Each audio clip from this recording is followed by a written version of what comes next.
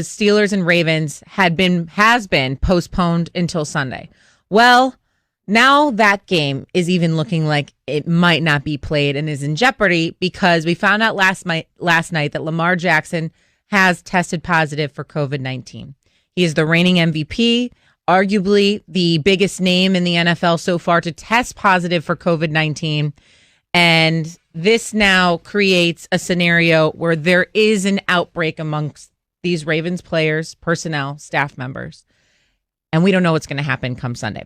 We will have much more on this coming up later because Jeremy Fowler is going to join us later this hour, and we'll dive a little bit more into what this means for Sunday's game, what it means for the Ravens going forward because they are on a short week after that. So we'll get more into that later on. Let's start with the games, though, that we saw last night. And most notably, let's start with the Cowboys and the Washington football team. This was played in Dallas. And if you listened to the show at all yesterday, my husband was big on the Cowboys. Didn't go their way. Now, there were a few reasons. Put all the chips in on the Cowboys. Yes. All the chips in on the Cowboys. They ended up losing 41-16. Washington football team now alone in first place in the NFC East as they surpass the Philadelphia Eagles, and they're up by a half a game. So there were some injuries. Also, the Cowboys playing with a very heavy heart. Marcus Paul, their strength and conditioning coach, one of them at least, passed away the day before. There was a medical emergency at the facility. We know all about this.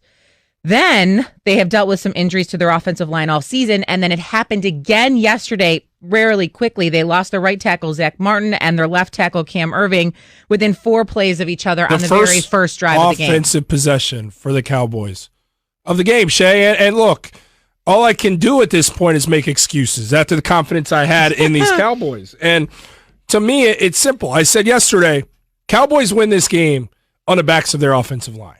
The offensive line holds these guys up front at bay from a Washington team. That is very tough up front. They're able to activate a run game and get going with Ezekiel Elliott. That never happened because when Irving goes down and Martin goes down, the game plan is then thrown out the door. And so what I thought would be the key to success became the story of more bad luck for a Cowboys team and just more attrition for what already was going to be that coming in. Yeah. And this is not analysis. This is not hot takey. They lost a part of their family coming into that game.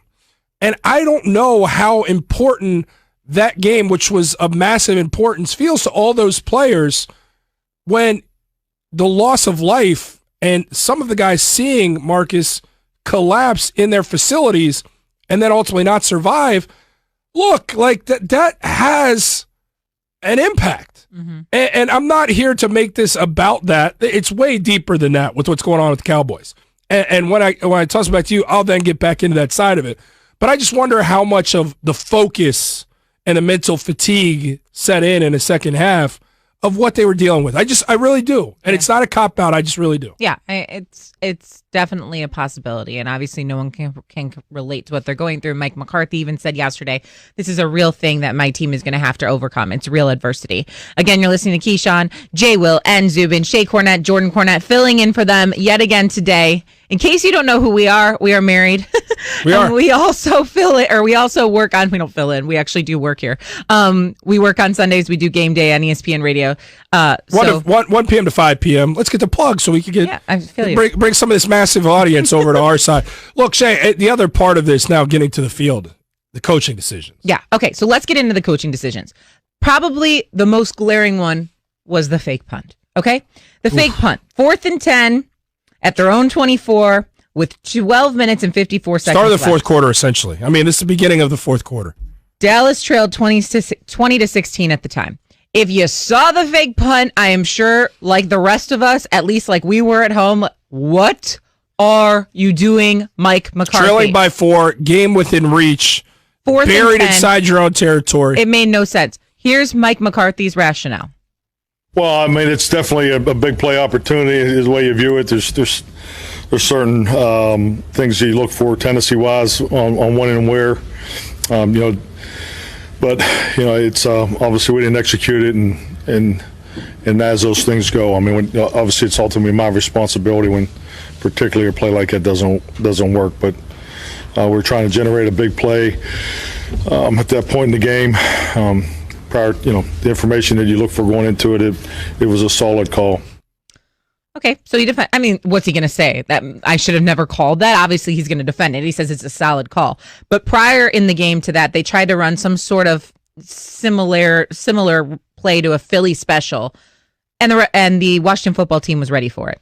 They were fully ready for the fake punt as well. You're not fooling anyone, and you're especially not fooling this Washington football team pass defense in any way, which, by the way, is number 1 in the National Football League. So the Cowboys end up looking foolish on both of these scenarios. And I think a lot of this, and I know you feel strongly about this too, is not on Andy Dalton. Look, Andy Dalton wasn't perfect by any means yesterday. By any means. But he was looking like he was on his way in the first half. Andy Dalton played a good first half. Yeah. So I'm not putting this on Andy Dalton. I'm putting this on the coaching staff and the decision making. I'm putting this on Ezekiel Elliott, who had 32 yards rushing and a fumble. Another fumble, by the way. I'm putting it on CeeDee Lamb, who dropped a pass that you just simply cannot drop. That's 6. And that's the touchdown. We're not talking about the first half. Another head scratcher play call from Kellen Moore, offensive coordinator for the Dallas Cowboys, on a 4th and 1, elects to not give the ball to your highly paid running back Ezekiel Elliott. I don't care what's going on with injuries with the offensive line. It's not 4th and 1, it's 4th and inches. And you elect for Andy Dalton to try to thread the needle on a short pass that's very covered by the defense that results in an incompletion and a turnover on downs. I mean, the Cowboys' defense surrendered 338 yards of offense. It's not like this was a benchmark performance for them, but they were continually put in these awful situations with Washington in this favorable field position deep inside Cowboys territory that resulted in 24 points. 24 points! That's a huge swing of momentum in a game where your defense is already a questionable defense that is tasked with an immense amount of bending that inevitably leads to breaking. And that was from decision-making from the sidelines and a lack of execution. You mentioned the CeeDee Lamb. Big stars on Dallas' team are still on the roster and healthy. Ezekiel Elliott fumbles in this game for the 6th time this season, the 5th one lost.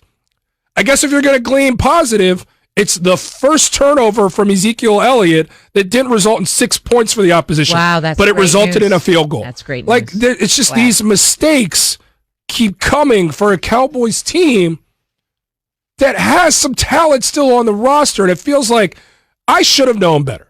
I should have known better, Shay, because Cowboys were favored. Yes, see. The Cowboys were in a position, and Andy Dalton has said this a few times in his presser.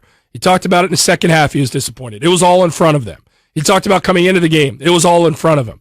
It always feels like it's in front of these Cowboys, and they can't figure out a way to get it done, even if it feels like it's gift-wrapped for them to get it done. Yeah, and there'll be much more on this later on. I wasn't going to put salt in the moon with you with the Cowboys. I'll do that later on. I just need you to wake up a little more. I know it's still early in the morning. Somehow the Cowboys are still in the race for the NFC East, though only a game back. They desperately need to get in the zone. That is brought to you by AutoZone. Get in the zone.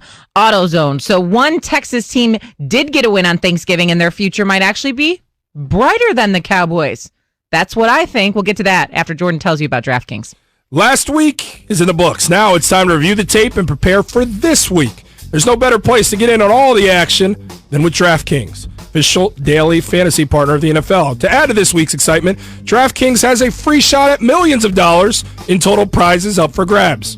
If you haven't tried DraftKings yet, head to the App Store now because you don't want to miss this. It's simple. Pick your lineup, stay under the salary cap, see how your team stacks up against the competition.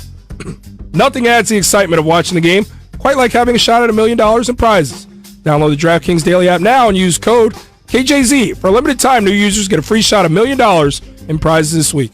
Don't miss out on all of this week's action. Enter code KJZ to get a free shot at millions of dollars in prizes with your first deposit. That's code KJZ only at DraftKings. Make it rain. Minimum $5 deposit required. Eligibility restrictions.